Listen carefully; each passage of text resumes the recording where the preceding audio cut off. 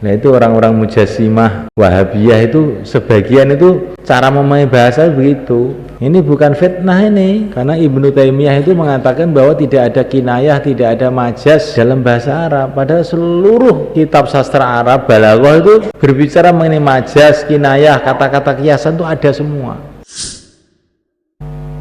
Jadi dalam Quran itu ada ayat namanya, ya ayyuhalladzina amanu idza najaitumur rasula faqaddimu baina yaday najwakum shadaqah.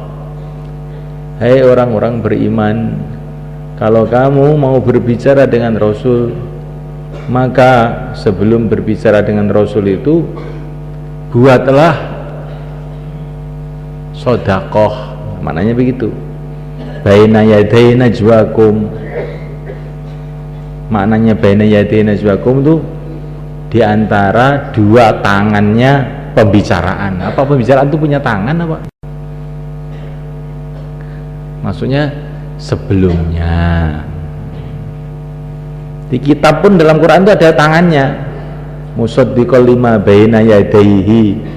Quran ini membenarkan lima baina yadayhi kepada kitab yang di antara kedua tangannya Quran. Quran itu punya tangan.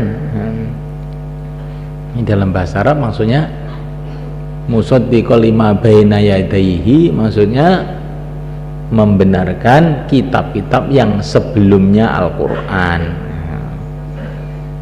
Maksudnya Al-Quran itu membenarkan kitab-kitab yang diturunkan oleh Allah kepada nabi-nabi sebelumnya, bukan terus. Nah itu di Quran ada, Quran itu punya dua tangan. Nah, itu bukan, itu namanya kamu memahami bahasa dengan berpegang dengan Qomus Mahmud Yunus gitu. Nggak akan paham kamu. Nah, memahami bahasa itu tidak bisa dipahami hanya dengan Qomus, karena bahasa itu dipahami persusunan, bukan perkata bahasa itu.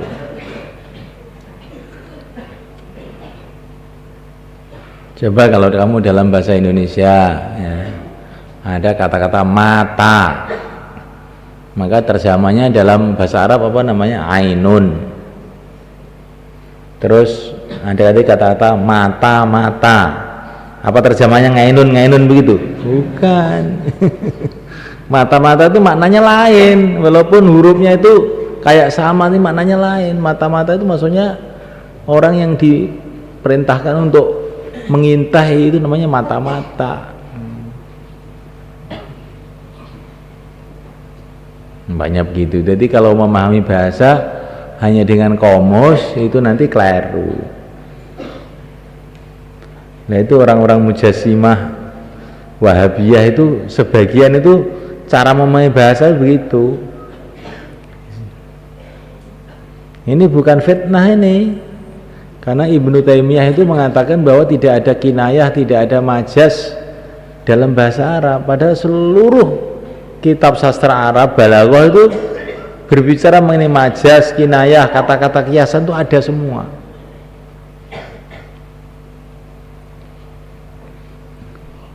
Maka seorang berdebat dengan orang Wahabi, pokoknya kata orang Wahabi itu semua yang ada dalam Quran itu harus dipahami apa adanya, nggak usah direkayasa.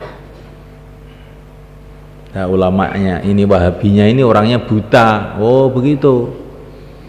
Ya, dalam Quran itu ada kata-kata wa man kana fi hadhi a'ma fa huwa fil akhirati a'ma. Barang siapa yang di dunia itu buta, maka di akhirat buta. Berarti kamu nanti di akhirat juga buta. Oh itu maksudnya bukan begitu. Maksudnya buta itu nggak ngerti agama, kayak buta huruf gitu itu. Nah iya berarti kan kiasan, bukan letterlek kan. Kalau orang dikatakan buta huruf tuh bukan kok terus matanya itu rusak, bukan, tapi dia nggak ngerti. Dikatakan buta agama juga begitu, nggak ngerti agama, maka di akhirat nanti jadi buta betulan.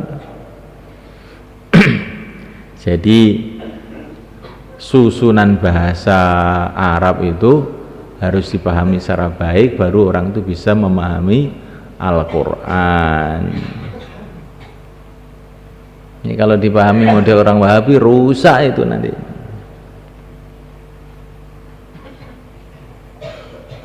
Ya, dia memahami perkata, tidak persusunan.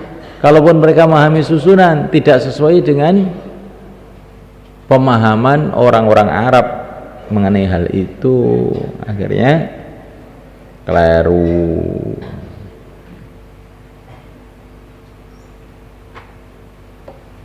Bahkan bisa terjerumus dalam tasbih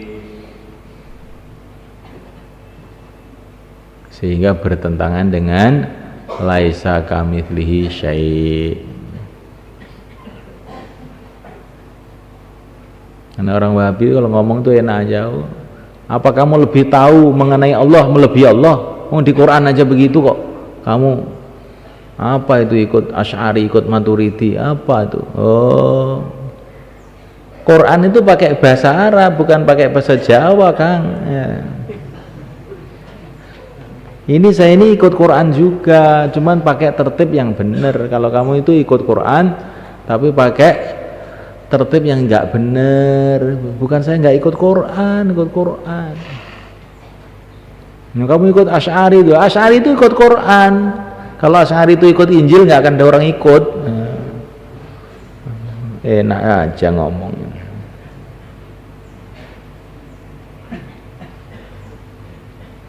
Jadi perkara itu kalau dikatakan oleh para ulama-ulama yang mu'tabar, yang sudah diakui keulamaannya, itu berarti itu dari Quran.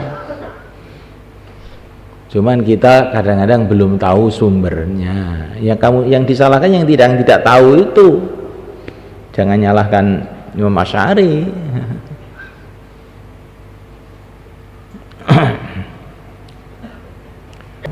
Maka ada satu orang peneliti, orang Nasrani, itu meneliti sebetulnya agamanya Yesus itu apa. Ya, agamanya Yesus ya Nasrani. Bukan, itu agamanya orang Nasrani, menyembah Yesus. Kalau Yesus itu agamanya apa? Maka dia teliti, oh ternyata agamanya Yesus itu Islam, la ilaha illallah katanya, sesuai dengan Quran. Ini Abdullah atani al-kitab wa ja'alana nabiyya.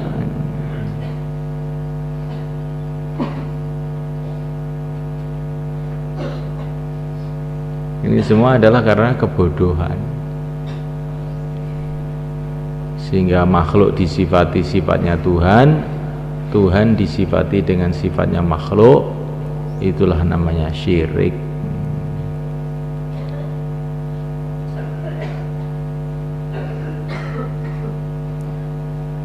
Masuk bagian syirik adalah di kalangan muslimin itu juga ada akidah-akidah yang menjurus kepada syirik, yaitu akidah mujassimah atau tajsim.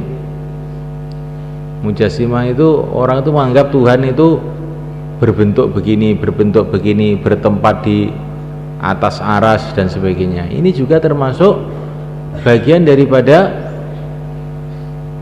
pengaruh akidah syirik itu. Karena bertempat itu ada sifatnya makhluk, Tuhan tidak bertempat.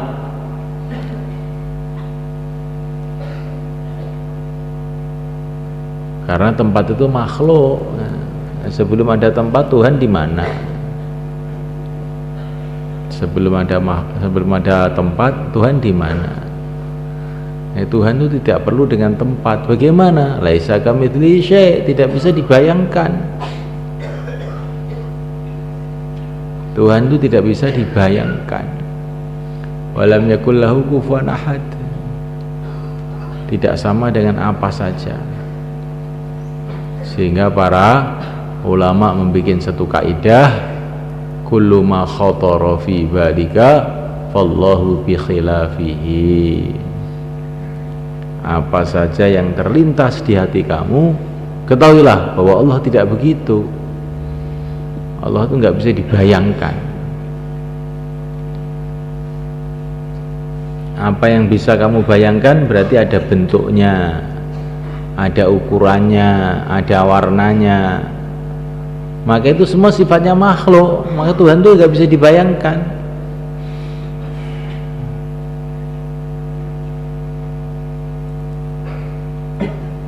Tapi karena kebodohan orang-orang mujassimah ini, orang mujassimah ya termasuk bagian dari orang-orang Wahabi, itu karena mereka membaca ayat-ayat hadis-hadis yang seolah-olah itu Tuhan disifati dengan sifatnya makhluk, sedangkan maksud daripada ayat-ayat tadi, hadis-hadis tadi itu tidak seperti itu, karena mereka kurang mendalami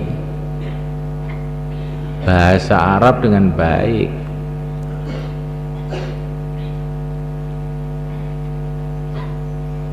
Sehingga keliru. Maka dalam kitab Dasuki dikatakan di antara sebab kekufuran dan syirik adalah memahami ayat Quran dan hadis tanpa kembali kepada kaidah bahasa Arab yang benar.